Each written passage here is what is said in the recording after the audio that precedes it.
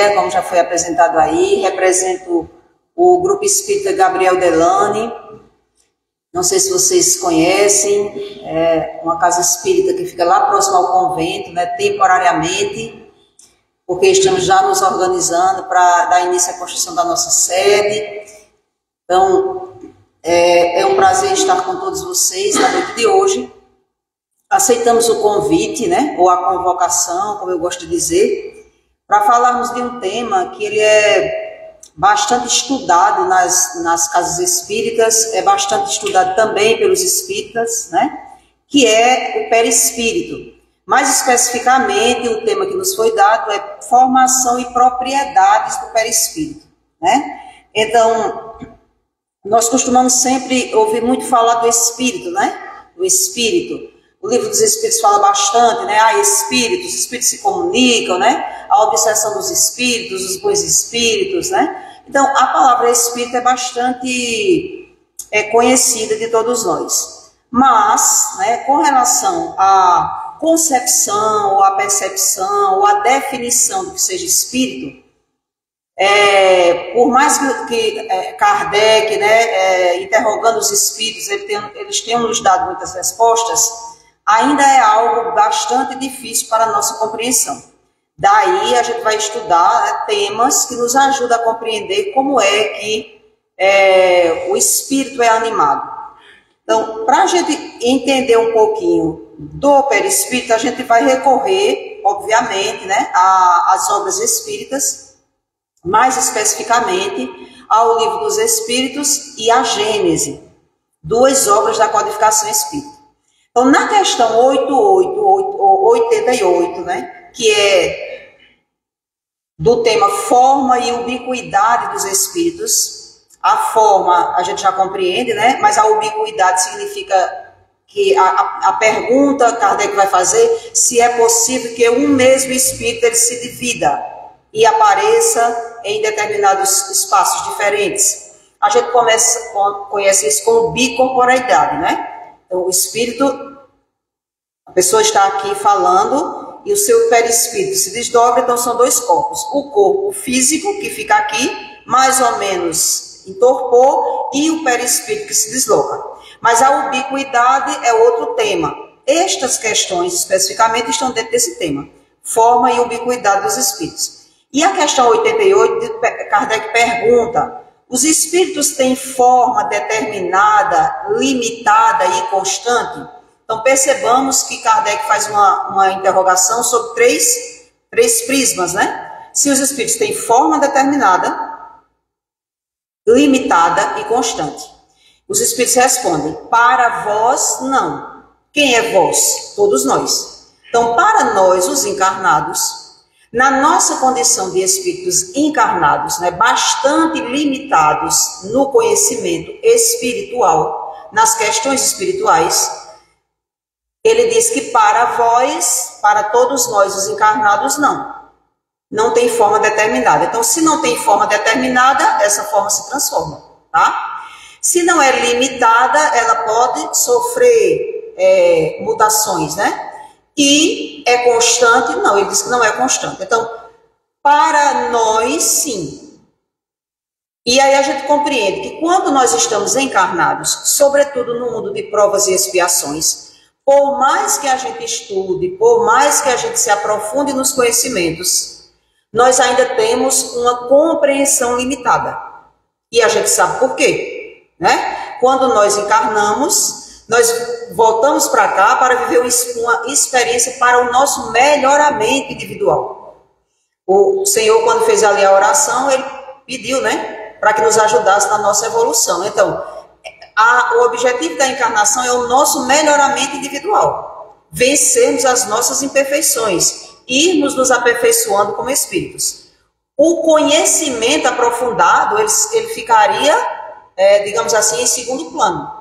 Porque não é o conhecimento que nós temos de todas as informações espirituais que vai nos levar para um bom lugar no plano espiritual. São as nossas ações, são as nossas obras. É o que estamos fazendo aqui enquanto encarnados. Então, para a gente compreender isso. Para os espíritos que já estão em uma condição evolutiva melhor, Tudo que para nós digamos assim, não é bem claro, não é bem explicado, para eles é tranquilo a percepção. Porque eles já venceram a si próprios e a custa dos seus esforços conseguir estar num plano mais evoluído, então para eles é tudo natural. Então, com certeza, os espíritos evoluídos, eles veem o espírito, nós não, né?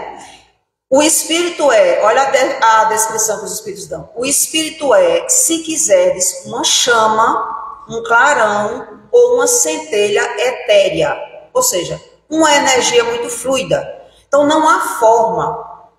Quando nós tentamos designar ou dar uma concepção, eles dizem isso. É uma chama, um clarão ou uma centelha etérea. Então, como é que é possível a gente encontrar forma determinada nisso, né? A gente não poderia, era como se a gente estivesse vendo um desenho de uma criança que está nos anos, na educação infantil, aí ele faz os rabiscos lá tentando mostrar um desenho. Com muito boa intenção, a gente diz a ele que a gente está vendo aquilo ali, mas a gente sabe que é bem rudimentar ainda aqueles traços, né? Aí continua a questão, essa chama ou centelha, Kardec insiste, tem cor? Aí os espíritos respondem, tem uma coloração que para vós vai do colorido escuro e opaco a uma cor brilhante, qual a do rubi. Então, a questão da cor, né? Nós, quando aprofundamos os estudos, podemos entender isso não como um colorido como conhecemos, mas o que reflete o nosso espírito.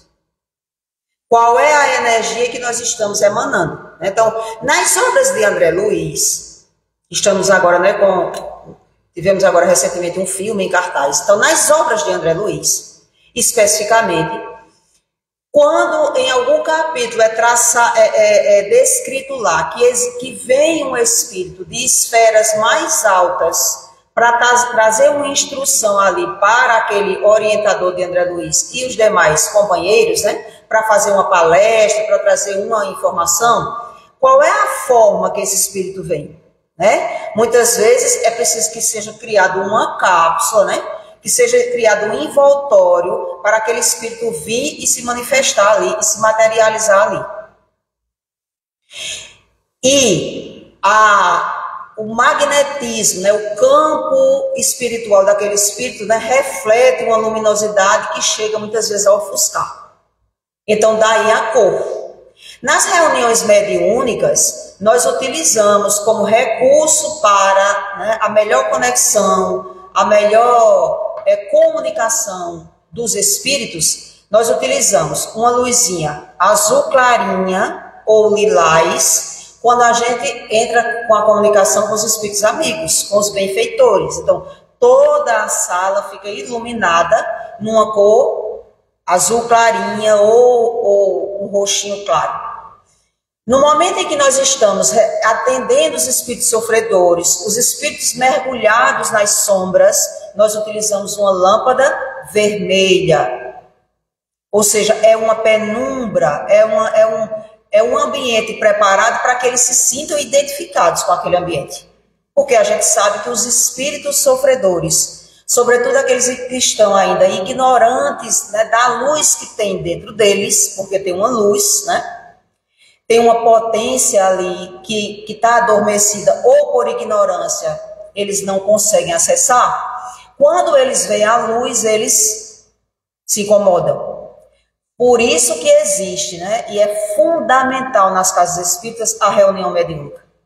Porque nós, os encarnados, doando a nossa boa energia, doando o nosso fluido, a nossa boa vontade, e os médios se doando na comunicação, ajudam a esses espíritos envolvidos nas sombras psiquicamente, né, mentalmente. Eles estão ali num lugar escuro, estão sozinhos, estão ouvindo gritos de acusação, estão com a consciência culpada e eles não vão sair daquela vibração. Os espíritos luminosos estão ali próximos, mas eles não conseguem ver a luz. Então precisa que eles venham, né, recebe um pouco do nosso fluido vital, mentalmente se conecta com o médium, dá a comunicação, recebe uma orientação através do dialogador, e aquilo ali muitas vezes é um fundamental para o início do despertamento. Muitos deles saem da reunião mediúnica dormindo. Eles vão ficar adormecidos, mas já saíram daquela fase da escuridão, né? Então, quando fala de cor, a gente pensa nisso, né? Os espíritos mais evoluídos, eles refletem uma luminosidade. Os espíritos mais imperfeitos, menos evoluídos, eles têm aquela cor opaca, né? Sem luz. Continuando, já em outro tema, no capítulo 1 dos espíritos, especificamente falando aí de perispírito, Kardec vai perguntar: o espírito propriamente dito tem alguma cobertura ou está, como pretendem alguns, envolvido numa substância qualquer? Vejamos aí a didática de Kardec, porque ele pergunta anteriormente o que é o espírito. E os espíritos respondem: é uma chama, é uma centelha. Bom, e daí? Se for isso, ninguém vai ver. Então, para que a gente tenha, inclusive, né, a certeza de que há espírito, como é que eles se apresentam? Qual é a forma que eles se apresentam, né? Aí ele pergunta: tem alguma cobertura ou está envolvido em alguma substância qualquer? Aí os espíritos respondem: o espírito está revestido de uma substância vaporosa para os teus olhos. Ou seja, novamente é algo, né, que a gente consegue... O que é o vapor? O que é o vapor? Né? Então, é tudo analogia que os espíritos fazem para nos... como Jesus utilizava as parábolas para falar para um povo que não ia, né, compreender a sua linguagem de espírito puro, também os espíritos nos dão analogias. Então, está revestido de uma substância vaporosa para os teus olhos, mas ainda bem grosseira para nós. Muito vaporosa, entretanto, para poder elevar-se na atmosfera e se transportar para onde queira. Então, diz que tem uma forma vaporosa, que essa forma é muito vaporosa para nós, mas para eles que estão numa outra condição, que lidam com outras energias mais puras, é uma forma grosseira. Mas essa forma muito vaporosa ajuda, né, a esse espírito se transportar para onde queira. Então, daí a gente já começa a elucidar que nós não vemos espíritos. Nós vemos uma forma que envolve esse espírito. E essa forma, ela pode se transportar para onde queira. E como pode se transportar, né? Não há limite para ela se transportar, também não há limite para ela se apresentar.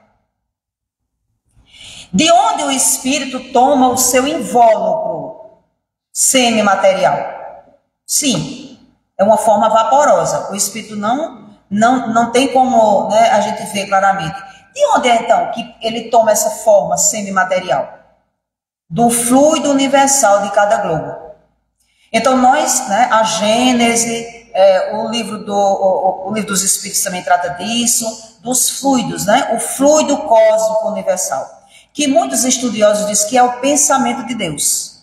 Nós vivemos num universo ilimitado de possibilidades e de conhecimentos, que por mais que o homem de ciência tente investigar, ele ainda vai ter muito que estudar. Então esse universo, né, que é criado por Deus, né? Inteligência suprema, causa primária de todas as coisas, criou esse universo infinito. Nesse universo infinito é formado por vários elementos químicos, físicos, e esses elementos, eles são chamados de fluido. O que é um fluido? É uma energia etérea, né? Uma energia muito sucinta, que a gente não consegue apalpar. Mas esses fluidos combinados, eles vão dar forma às coisas, inclusive ao nosso corpo físico, né?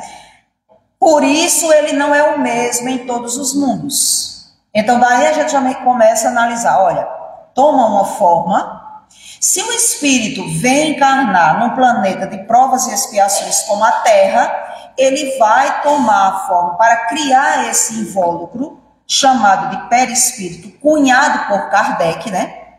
O apóstolo Paulo já chamava de corpo espiritual. Outras traduções, outras religiões tradicionais, outras filosofias têm outros nomes, né? Inclusive no livro Estudos Espíritas de Joana de Ângeles, que ele traz lá o tema perispírito, ela vai retratar como esse corpo espiritual ou esse perispírito cunhado por Kardec tem vários nomes, em várias denominações, né? Ele é bastante estudado já há bastante tempo. Então, na Terra, quando nós encarnamos aqui na Terra, nós tomamos do fluido da Terra, do fluido universal que está no planeta Terra, para formarmos uma parte, né, desse invólucro semimaterial. Se nós passarmos para outro mundo, né, nós estamos no segundo mundo. O primeiro mundo é o mundo primitivo, o segundo mundo é o mundo de provas e expiações. Nós vamos adentrar futuramente, todos nós, a mundos mais elevados. À medida que o espírito vai mudando de mundo ou evoluindo, ele vai tomando a forma daquele mundo. O fluido cósmico universal daquele mundo. Até ele não precisar mais. Até ele chegar no estágio que ele não precisa mais desse invólucro. Ele vai ser o espírito, né? O espírito troca seu envoltório como mudais de roupa.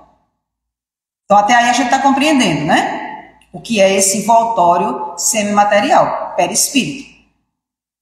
Tá? Por que ele é semimaterial? Porque para nós encarnarmos no mundo, por exemplo, aqui esse que nós estamos encarnados no planeta Terra, ele vai precisar ter uma parte desse fluido cósmico daqui da Terra. Porque esse perispírito, ele vai animar, né? Ele vai conduzir o corpo físico. André Luiz, no livro Evolução em Dois Mundos, no capítulo 2, ele vai designar, esse livro é um livro bastante complexo, porque é um livro de estudo, né? Evolução em Dois Mundos, contando que a gente evolui aqui, como evolui lá, né? É um livro bastante científico, diríamos assim, mas no capítulo 2 ele vai falar do retrato do corpo mental, né? Porque André Luiz vai trazer várias denominações desses corpos sutis. Nós, para estarmos aqui encarnados com esse corpo, com essa aparência, vocês com essa aparência, espiritualmente nós temos muitos corpos, muitas outras camadas. Né? Para a gente não entender que a gente só tem o perispírito, o espírito, o perispírito e o corpo físico, né? Porque a gente diz assim, ó, quando a gente desencarna, o corpo físico vai se desagregar, né? Vai entrar em decomposição, nós vamos para o plano espiritual com o corpo perispiritual. Quando a gente adentra o plano espiritual, esse perispírito vai tomar a forma daquele plano espiritual. Né? Então, deixa a material e vai para o plano espiritual. Mas André Luiz diz que antes do corpo perispiritual existe o corpo mental. Né? E é interessante porque na notinha de rodapé, a FEB coloca lá que esse corpo espiritual, não adianta a gente querer entender que corpo é isso, porque os estudiosos estão aí enlouquecendo, pesquisando para poder dar uma definição. Mas só para nos ajudar a compreensão, seria o envoltório sutil da mente. Ou seja, o corpo mental, ele antecede o perispírito. Então, nessa linha nós teríamos o espírito, o corpo mental, o perispírito e o corpo físico. E por que é que tem lógica isso? Porque André Luiz diz assim, olha, para definirmos de alguma sorte o corpo espiritual, que é o perispírito, né? É preciso considerar antes de tudo que ele não é reflexo do corpo físico. Ele não é reflexo do corpo físico. Porque na realidade é o corpo físico que o reflete. Daí a gente entender que quando nós temos uma doença no corpo físico, essa doença, ela possivelmente já afetou o perispírito. Daí a gente entender que tem muita gente que reencarna, né? Já trazendo determinadas doenças ou deficiências ou anomalias que não se explica aqui na presente encarnação. Ou seja, algum ato, alguma atitude, alguma imprevidência desse espírito encarnado, né, comprometeu até o perispírito, lesou esse perispírito. E esse perispírito retoma, né, a encarnação, animando, né, trazendo aquele corpo com algumas deficiências que refletem no corpo físico. Muitas vezes como expiação ou como prova. Pode ser também como uma missão, né? Mas a gente precisa entender que esse corpo espiritual, né, que antecede o espírito, ele tem uma importância muito grande, mas a partir desse corpo mental. Porque ele diz assim, tanto quanto ele próprio, o corpo espiritual retrata em si o corpo mental que lhe preside a formação. Então, o corpo mental é o corpo que está centralizado na mente, né? E já há estudos, inclusive, Emmanuel, Joana de Anjos, fala muito da questão do pensamento. Como nós pensamos, qual é a qualidade dos nossos pensamentos? Como é que nós estamos, né, utilizando a nossa encarnação? Estamos com pensamentos destrutivos, esses pensamentos destrutivos, né, que vão estabelecendo muitas vezes uma ideia fixa, uma monoideia, que leva aos adoecimentos, inclusive psíquicos, inclusive mentais. Esses pensamentos, né, desequilibrados, desajustados, eles imprimem no perispírito essa mensagem. Então, se eu penso, só para a gente pensar, né, gente? Se eu penso que eu sou incapaz, né, que a minha vida é toda difícil, que não tem saída para mim, que esse mundo está perdido, eu não vejo positividade na vida, esses meus pensamentos negativos, eles vão tomando corpo, eles vão crescendo, né? Eles vão se tornando ideias fixas. Consequentemente, as minhas células perispirituais e físicas, elas também vão se desajustando, se desequilibrando. Daí a gente entender que os centros de força, né, que é conhecido também na filosofia oriental como chakras, os centros de força, eles estão no perispírito. Então, por exemplo, o coronário, né, o frontal, o laríngeo, o cardíaco, quando esses centros de forças eles estão desarmonizados, desequilibrados, o corpo físico sente as impressões físicas, os sintomas físicos, né? Após a morte, é o corpo espiritual, o veículo físico por excelência, com sua estrutura eletromagnética algo modificado, que, como dissemos, encarnado ele tem uma forma, quando ele volta para o plano espiritual ele toma outra forma, de acordo, porém, com as aquisições da mente que o maneja. Então, é sempre nossa responsabilidade. Nós vamos ter uma forma, né? Nós temos um planejamento reencarnatório. Todos nós. Já tivemos no plano espiritual muitas vezes. E vamos voltar para lá muitas vezes. Então, nós vamos para lá, né? Ficamos um tempo lá na erraticidade, aprendendo, estudando, né? Refletindo sobre as nossas ações, mas vai chegar um momento que a gente precisa voltar. Quando a gente volta, antes da gente voltar, tem um planejamento reencarnatório. O que é que nós queremos resolver quando a gente voltar? O que é preciso que a gente resolva? Porque muitos espíritos eles têm a reencarnação compulsória. Eles reencarnam obrigatoriamente. Mas uma boa parte tem um planejamento. Nós não estamos aqui jogados. Então, nós vamos tomar conhecimento do nosso planejamento reencarnatório. O que é que nós fizemos na última encarnação que nós precisamos ajustar agora? Então, vai ser traçado para nós, né, um planejamento reencarnatório, com o nosso acordado por nós, inclusive.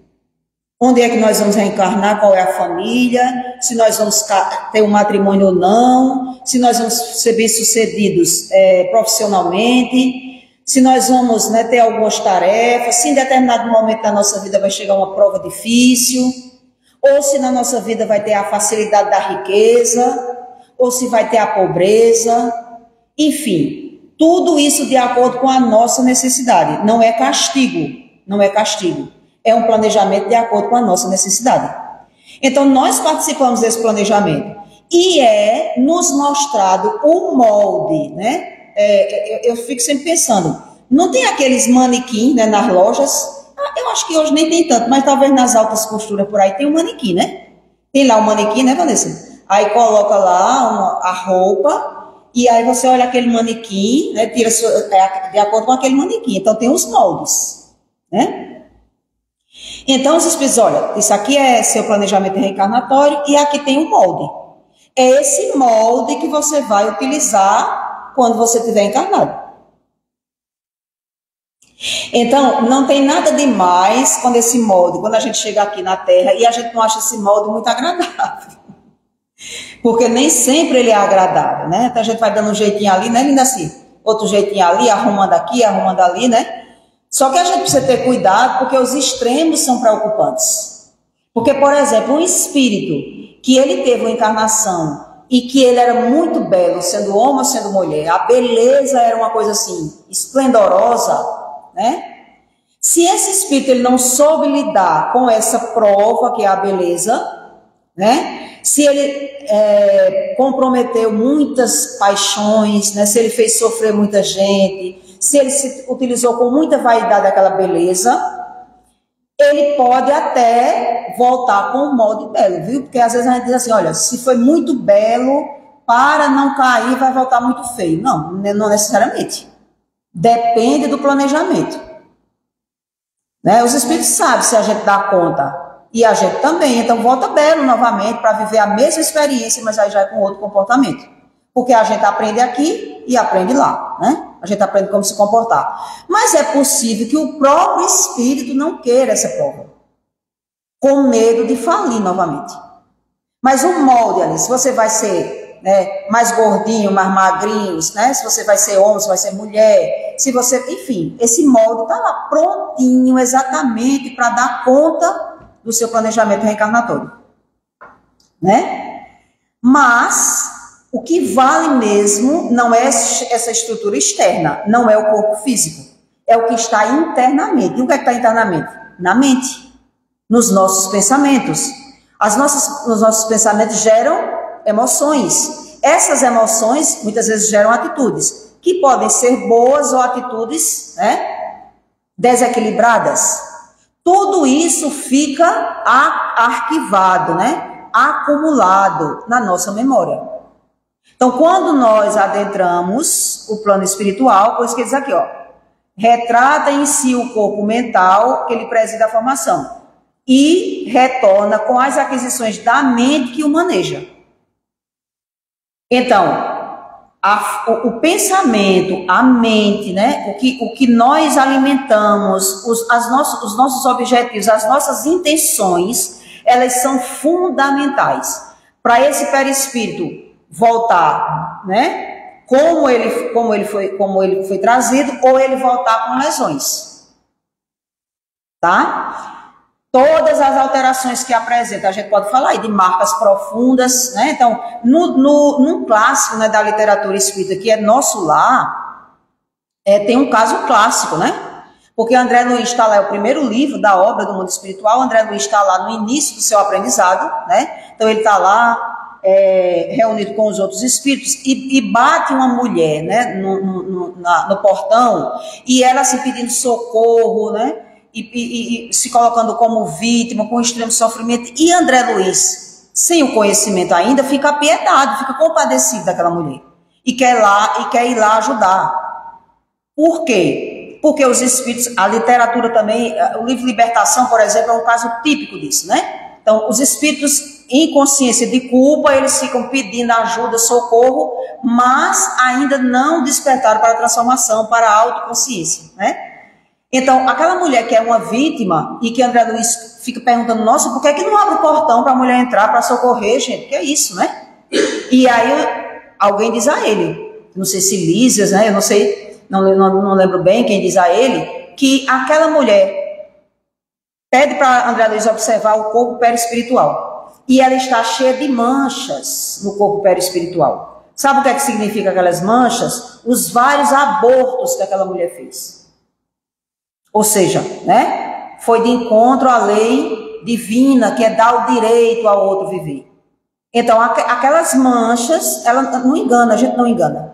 Se a nossa fotografia, né, hoje, a gente faz, né, dá um jeitinho ali, né, ajusta, bota luz, menos luz, né, e mostra a nossa fotografia no plano espiritual ela é interna. É como se fosse uma ressonância magnética. Vai ver o que está dentro, né? Então, essas marcas, né, que apresentam depois do estágio berço-túmulo, verificam-se na base da conduta espiritual da criatura. Porque por mais que a gente viva aqui no mundo dos encarnados, nós somos espíritos. Qualquer coisa que nós fizermos, estamos comprometendo a nossa vida espiritual. Porque a vida física ela é passageira, né? Aí, na Gênesis, no capítulo 14, Kardec continua, né? Texto de Kardec. O perispírito ou corpo fluídico é um dos mais importantes produtos do fluido cósmico. É uma transformação em torno de um foco de inteligência ou alma. Então, todos nós somos tirados desse fluido cósmico universal. Que alguns estudiosos dizem que é o pensamento de Deus. Daí Jesus dizer, vós sois deuses, que brilha a vossa luz. Ainda que essa luz esteja opaca pela nossa imperfeição, pela nossa ignorância, todos nós nascemos dessa parte, desse fluido cósmico universal. Daí a gente não, né, ter o cuidado dos preconceitos, dos julgamentos, porque um é filho de Deus e o outro não é. Quem disse isso? Não é assim, né? O corpo carnal também tem o princípio de origem, né? Nesse fluido cósmico. Sendo que o corpo carnal é uma matéria tangível, que pode ser tocada. O corpo espiritual ou perispírito, a gente tem um exemplo clássico, né? Da aparição de Jesus, né? Quando ele se materializou lá para Maria Madalena, e depois, né, Jesus já havia morrido mesmo, né? Os órgãos físicos de Jesus tinham cessado. Jesus esteve aqui encarnado entre nós. E o sofrimento que ele teve, né, as agressões físicas, cessaram a vida física. Mas após 3 dias, Jesus reaparece, né? Se materializa. Tanto é que ele diz a Maria Madalena, ainda não me toques. Porque ele estava materializado. Ou seja, são vibrações diferentes. Ele aparece com a forma que Maria Madalena conhecia ele, né? A forma perispiritual. Mas aí os discípulos, aquele que duvidava de tudo, que era Tomé, só acreditava vendo, né? O que é que Jesus faz? Com toda humildade e amor pela humanidade. Quando Jesus reaparece para os discípulos, Jesus permite que Tomé o toque, né? Então, nesse momento, o perispírito ali ele é tangível. Ele pode ser tocado. Mas são casos excepcionais, né? Quando a gente fala de Jesus, não há comparação, né? Jesus pode tudo. Jesus pode tudo. Certo? A natureza, então, para a gente entender que o corpo perispiritual e o corpo físico, ambos são matéria. Ainda matéria, né, tirada daqui do plano físico, da Terra ou de qualquer outro mundo. A partir de outros mundos mais elevados, essa matéria ela não é mais necessária. Existe uma outra matéria? Existe. Mas é uma matéria que os espíritos chamam de matéria quintessenciada. É uma matéria bastante pura, né? Que a gente não conseguiria definir.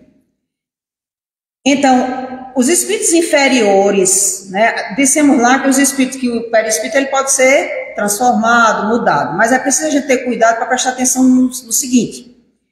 Os espíritos inferiores, a gente precisa entender aí, inferior como ignorante, inferior ainda como não conhecedor das leis divinas. Porque, de certa forma, todos nós somos. Todos nós somos. Pelas nossas viciações, pelas nossas imperfeições e pela nossa ignorância do cumprimento das leis divinas. Porque nós somos instruídos, né? Mas não somos sábios. Somos instruídos, é diferente, né? Então, espíritos inferiores não significa um espírito ruim, né? Um espírito demoníaco, um espírito que a gente não quer conversa, né? Não. Um espírito inferior é um espírito ignorante. Os espíritos inferiores não podem mudar de envoltório ao seu bel prazer. E por que é que não podem? Se o perispírito ele é flexível, ele pode ser plasmado, ele pode ser transformado. Por que não, hein? Por que será que não? Pelo que não podem passar a vontade de um mundo para outro, né? Tem um exemplo, novamente na obra de André Luiz, Nosso Lar. Todo mundo sabe que André Luiz passa um bom período lá no umbral. E quando ele está lá no Nosso Lar, ele fica assim perguntando, nossa, ele não recebe visita de ninguém? Como é que ele está num pronto-socorro, né? E ele, como médico, era acostumado, né? Ainda assim, que as pessoas recebessem visita. E lá ninguém recebe visita. Aí ele diz assim, mas e os que me antecederam? Por exemplo, o pai e a mãe dele. Então, Lísias depois vai dar notícias a ele de que o pai dele está num plano mais inferior ainda. E a mãe dele está num plano mais evoluído. E ele fica feliz em saber disso porque ele quer ver a mãe. E como alguém, quando a gente está muito ansioso para ver alguém, o que é que a gente faz? Quer ir lá para ver a pessoa, né? A gente não espera que a pessoa venha. André Luiz quer ir lá, mas não é permitido ele ir lá. Porque a mãe de André Luiz está num plano evoluído superior. André Luiz vai lá, mas é em desdobramento. Fica o corpo perispiritual, ele não tem mais o corpo físico, ele está desencarnado. Fica o corpo perispiritual dele lá deitadinho e ele vai, né, para visitar a mãe com outro corpo. Aí, ó, os outros corpos, né, que existe aí. A mãe de André Luiz pode vir. Porque ela pergunta assim, mas como é que eu não vejo a minha mãe? Aí Lígia diz assim, você não vê, mas foi as orações intercessórias dela o tempo todo que fizeram você, né, pedir ajuda de fato, se colocar humildemente e perceber a ajuda. André Luiz estava nas sombras, né? Mas veja, ele em Nosso Lar, porque Nosso Lar, gente, é uma colônia bem parecidinha aqui com a Terra, né? Quando surgiu, acho que na década de 40, 1947, o livro Nosso Lar, para nós, na nossa ignorância, era uma colônia evoluidíssima, e não é, né? Ela é bem, tanto é que lá os espíritos têm fome, têm sede, tem esse perispírito grosseiro, né? Ainda sente as necessidades do corpo físico. Veja, não se desmaterializaram mesmo estando desencarnados. Os espíritos superiores, ao contrário, podem vir aos mundos inferiores e até encarnar neles. Aí a gente vê o que, minha gente? O sacrifício desses espíritos. Né? Eu sempre costumo dizer assim, uma reunião mediúnica, se nós tivéssemos o compromisso, o dever, né, a seriedade de sermos colaboradores, nós não faltaríamos a uma reunião mediúnica. Nenhuma reunião mediúnica. Porque os espíritos, né, toda reunião mediúnica tem um grupo de espíritos orientadores. Tem os guias, tem os mentores, tem os espíritos amigos, familiares, que eles contam com a nossa presença, para juntos nós podermos ajudar. Então, imagine o esforço que faz, né, um espírito bastante evoluído para vir à psicosfera da Terra, estar ali presente. Imaginemos o esforço que Jesus fez, um espírito crístico, puro, para vir encarnar, né, mergulhar nesse fluido cósmico, que ele não precisava, né? Tanto é que é muito, a gente sabe, né, e vê principalmente nos evangelhos, a quantidade de vezes que Jesus precisava se recolher, ficar sozinho, ir às montanhas, né, a lugares mais altos, se conectar com o divino, com o Pai, porque ele estava mergulhado ali naquelas energias densas, né, de intriga, de fofoca, das pessoas quererem ser curadas, o corpo físico, sem nenhuma transformação moral. Sem entender a mensagem dele, né? Então, daí a beleza desse Cristo. Esse mergulho aqui, né? No mundo de provas e expiações, com a psicosfera densa, né? o esforço que ele fez. Mas aí ele toma, né, uma forma desse fluido, ele precisa tomar para encarnar aqui. Espíritos chamados a viver naquele meio, né, dos diferentes mundos, então espíritos que vêm de diferentes mundos tiram dele seus perispíritos. Porém, conforme seja mais ou menos depurado o espírito, né, porque quem evolui é o espírito, se formará das partes mais puras ou das partes mais grosseiras do fluido peculiar ao mundo onde ele encarna. Então, mesmo aqui na Terra, todos nós somos, né, temos uma parte desse fluido cósmico, mas nem todos nós tomamos a mesma quantidade, a mesma parte. Daí, no mundo de provas e expiações, a gente já conhece pessoas extremamente espiritualizadas e outras em estágio primitivo. No mesmo orbe, nós vemos exemplos de espíritos dignos, né? De espíritos envolvidos no bem, né? Totalmente desprovidos de interesses pessoais, pessoas dedicadas a uma causa, dedicadas às outras, e nós vemos espíritos extremamente egoístas, perversos, né? Interesseiros, que prejudicam e que fazem muita maldade. Ora, todos nós não estamos mergulhados nesse fluido cósmico? Então, uns tomaram um quanto, né? Tomaram para si um quanto dessa energia, outro quanto. E daí nós temos as individualidades, né? A constituição íntima do perispírito não é idêntica em todos os espíritos, encarnados ou desencarnados. Daí a gente ver que muitas vezes o perispírito ele é muito mais grosseiro do que outros, né? No plano desencarnado, no plano dos desencarnados, nas obras, né, que falam dos espíritos do mundo espiritual, um espírito, né, enternecido no mal, um espírito renitente, um espírito que não quer mudar de jeito nenhum, o perispírito dele é totalmente grosseiro. Não adianta ele estar no plano espiritual. Qual foi a matéria? Qual foi o quanto de fluido cósmico que ele tomou daquele... Onde é que ele está mergulhado? Quais são os pensamentos dele ainda? Né? Por isso que eles estão envolvidos nas sombras. Então, esse perispírito ele é grosseiro. Né? É como se fosse animalizado. A gente vê aí os casos, por exemplo, de licantropia, né? Ou de ovoides. Já ouviram falar dos ovoides? O espírito se miniaturiza, que toma a forma de um ovo. Ou o fenômeno da licantropia. Né? No livro Libertação, tem um caso típico desse. Né? Uma mulher envolvida em culpa, muita culpa, ela vai lá para uma espécie de tribunal que, diferentemente dos bons espíritos que nos dizem a verdade, mas numa linguagem que nos deixa, que tem compaixão de nós, nesse livro Libertação, né, que tem lá o Gregório, né, lá que é o grande mentor, esses julgadores, eles tentam potencializar a culpa. Então, quando ela vai pedir ajuda, ele, como um bom hipnotizador que ele é, ele olha para ela e começa a apontar os defeitos e as coisas erradas que ela fez.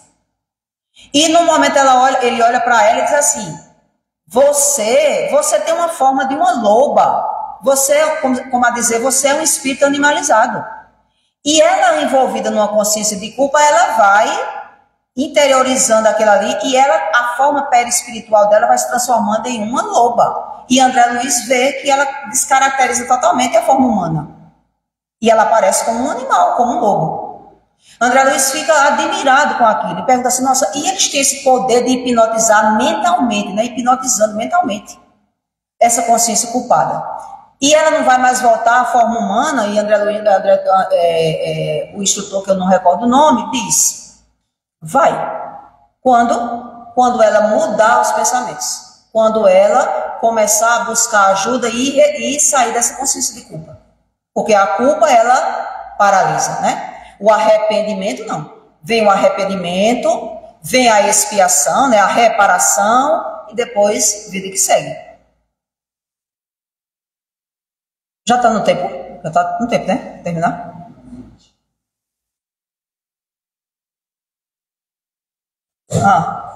Tá, então vou finalizar aqui, né? a questão 94, só finalizando assim. Assim, quando os espíritos que habitam mundos superiores vêm entre nós como um perispírito mais grosseiro, já o dissemos, é preciso que ele se revista da vossa matéria. E aí, ó, estaria tudo perdido ainda? O espírito, né, se reveste Mas o que é que a gente está falando aqui? O mental. A intenção. O que é que faz um espírito que está numa colônia espiritual bastante elevada querer voltar, né, para um plano espiritual mais denso, se não for por missão, se não for por total abnegação dos seus interesses, né, se não for a serviço de uma causa maior?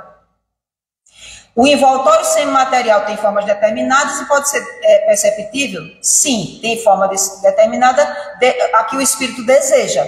Então, já vimos que deseja, vírgula, né? Mas, por exemplo, nós, né? Como é que nós gostaríamos de nos apresentar quando a gente desencarnar para alguém? Só pegando o exemplo de Emmanuel. Emmanuel teve diversas encarnações. Qual foi a forma perispiritual que Emmanuel aparece para Chico e daí ficar conhecida para todos nós? Da encarnação dele como senador Públio Lentulus. Emmanuel explica que aquela encarnação foi de fundamental importância para ele, né? Porque foi ali que Emmanuel, um senador romano, totalmente, né, politeísta na época, né, não tinha nenhum sentimento religioso, ele tem um encontro com Jesus. Então, a partir dali, né, e com a presença de Lívia, que era sua esposa, enfim, a partir dali, Emmanuel vai sofrer bastante em várias outras reencarnações posteriores para poder ser o Emmanuel que ele é hoje. Mas ele escolhe aquela forma, então aquele rosto de Emmanuel que a gente conhece, foi a forma perispiritual que ele encontrou para ser reconhecido. Porque para ele aquela encarnação foi significativa. Então fica aí a pergunta para todos nós. Qual é a forma que a gente quer se apresentar? Né? Qual é que a gente quer se apresentar para as pessoas? E qual é o motivo que a gente quer se apresentar? Para a gente fazer uma análise. Nessa presente encarnação, eu me aceito? Eu gosto da minha forma física? Eu gosto dessa forma que foi escolhida para mim? E no meu coração? E nas minhas emoções? Como é que eu estou me comportando? E nas minhas atitudes? Então eu vou querer me apresentar com essa outra forma. Porque quando a gente volta para lá, a gente tem a nossa memória reativada. Pode ser uma encarnação que eu tenha tido há 100 anos atrás, e aquela foi significativa, né? Pronto, gente, é isso. Concluímos. Muito obrigada.